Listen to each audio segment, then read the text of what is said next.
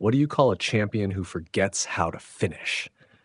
The Eagles walked into MetLife Friday night wearing last season's badge of invincibility, and they left looking like a team that forgot the final chapter of its own story. This wasn't a close, unlucky loss you write off with, it happens in the NFL.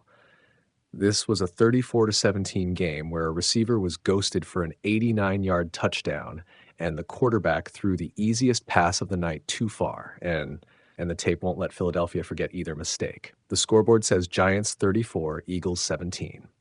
Big Blue View. Let's start with the play everyone will replay until someone gets fired or learns a lesson. Devonta Smith practically sprinting into open grass, alone like a man on a deserted beach. The kind of target you hit to turn a game into folklore. Jalen Hurts had it, and he missed it. He overthrew Smith badly on what should have been an 89-yard touchdown. That single miss didn't just waste a chance. It froze a team that's been leaning on habit and timing all year. When the easy ones stop falling, doubt starts to grow like mold in a locker room. AP News. That pass is a tidy microcosm of a bigger problem. The Eagles aren't making the small plays that define champions. Last year, when the lights got brightest, this roster usually found the littlest edge, a contested catch, a third and short conversion, a late play sealed with a veteran's calm. This season, those plays have been rarer. The offense hasn't consistently punched through in the red zone. The run game that used to feel like a metronome has lost its rhythm.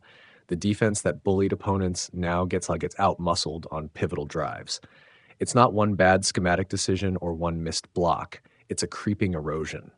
WSLS, part of the erosion is wear and tear. Saquon Barkley carried the team on his back last season.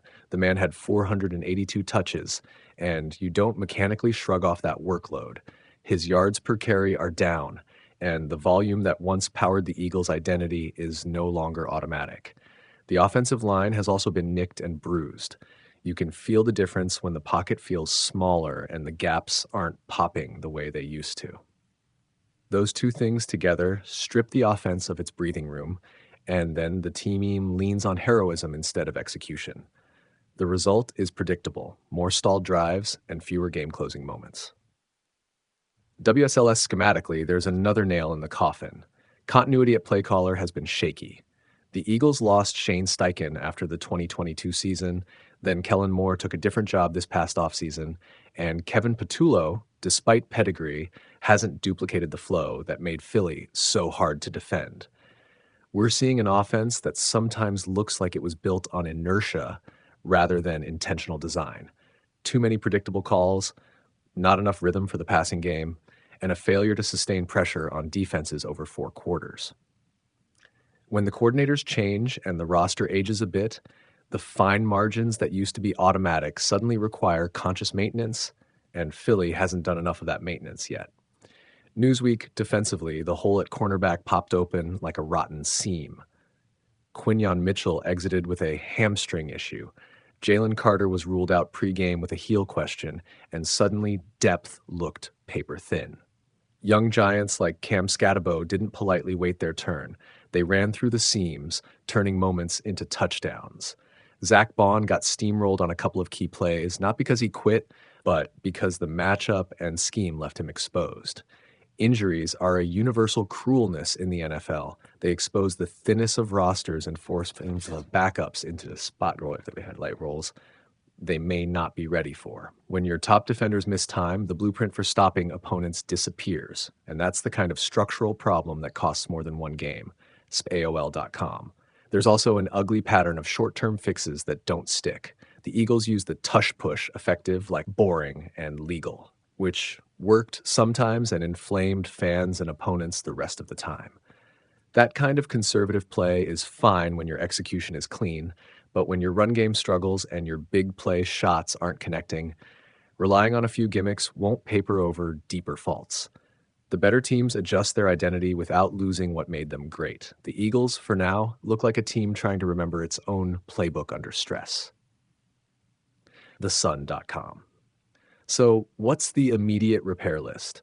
First, reset Saquon. You don't need to invent a new run game overnight. You need to redistribute reps, keep him healthy, and design plays that allow Barkley to get momentum early. Early carries, creative misdirection, and occasional matchups where he's isolated in space will rebuild confidence. Second, simplify the passing game until the quarterback receiver's relationship regains trust. Hit the short to intermediate buckets, get yards after catch, and let Hurts and Smith relearn timing in low variance situations. Third, shore up corner depth either through the trade market or by reshuffling personnel packages to hide weaknesses. This is where Howie Roseman has to show work. Depth fixes might be a deadline play and a midweek miracle, WSLS, but don't call it a collapse. 2 losses don't define a dynasty. Remember, this is a team that won 16 of 17 last season and wrapped it in a Super Bowl. Super Bowl hangovers aren't metaphors. They're real, physiological, and organizational. Extra minutes, emotional exhaustion, altered off-season regimens, they all accumulate. Few teams repeat at the top for a reason. The Eagles are a rare program that's already proven the capability to fix course. The question is whether they'll move fast and humbly enough. WSLS, here's the more dangerous, subtle problem: narrative inertia. Philadelphia's brand is excellence. Fans expect near perfection. When a team that's used to hitting those small plays starts missing them, the fallout feeds itself. Confidence drops in practice, contracts get scrutinized, and media stories shift from chasing history to can they recover? That media pressure can create a feedback loop. Players feel it, and their play tightens, which is why leadership matters most in this moment. Nick Sirianni needs to be visible, blunt, and surgical. This isn't the time for soothing platitudes. It's the time for precise edits and unblinking accountability. AP News. Let me be clear, the fix is boring. It's plays, reps, and trust rebuilt through small, repeatable wins. Practice tempo matters more than a midweek soundbite. Film study has to be brutal. Line play must be retuned. If the Eagles treat this loss like a lesson and not a trauma, they'll recalibrate. If they let the headlines define the season, they'll spiral. Great teams respond to ugly nights by making the next week a clinic in fundamentals. That's the only path back to the kind of January football Philly expects. SF Gate, final image to carry you out. A highlight loop of Devonta Smith running alone into daylight, waiting for a pass that never arrives. Replace that image with one of him catching the ball, sprinting to the end zone, and a locker room that breathes easier. The choices between those two frames are practice reps, medical rest, smarter play calling, and leadership that admits flaws out loud and fixes them quietly. The Eagles have done the heavy lifting before. The question now is whether they remember how to finish. Some plays are simple snapshots of a team's bigger problem. Devonta Smith alone, wide open, and Jalen Hurts throws it too far. That 89-yard touchdown that never was sums up what's wrong with this Eagles team right now.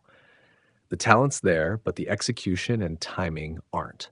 And when a roster that just won a Super Bowl starts missing the easy plays, you stop calling it a bad night and start calling it a trend.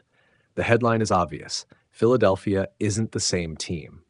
The offense that turned scoring chances into points last season is hesitating. Hurts has missed throws he didn't miss a year ago. The run game that powered them is a shadow of itself. Saquon Barkley's numbers have dropped hard, and he's coming off a season with an enormous workload. That kind of mileage shows up. Burst fades, cuts slow, reads lag. Add an offensive line suddenly banged up and less consistent than last year, and the whole timing-based offense loses its engine. Coaching turnover matters too. Continuity was a huge part of the Eagles' rise, and losing coordinators in back-to-back seasons, then retooling the staff, changes phrasing, cadence, and the little things that make sync happen. When your QB and receivers don't see plays the same way, you throw away the easiest completions and give the defense life. Philly's scheme looks like a lesser version of itself. Fewer clean reads, worse situational play calling, and a tendency to disappear for long stretches. Defensively, the cracks are just as real. The front is not imposing like it used to. The missing presence of Jalen Carter this week and the offseason loss of Milton Williams have left gaps. When edge and interior pressure drops, offenses have extra time to find soft spots. The secondary, already thin, was exposed when Quinyon Mitchell left with a hamstring issue. Young corners get tested, veteran starters get overmatched. That combination turned a team that once bullied opponents into one that gets pushed around. There's also a psychological toll that can't be ignored: the Super Bowl hangover.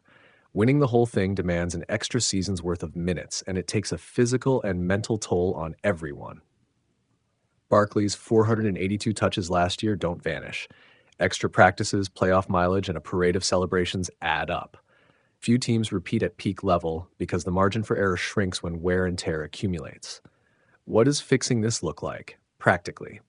First, shore up the trenches and the secondary. The trade deadline matters this year. A veteran corner and a guard or tackle upgrade would change matchups immediately. Second, simplify the offense where possible.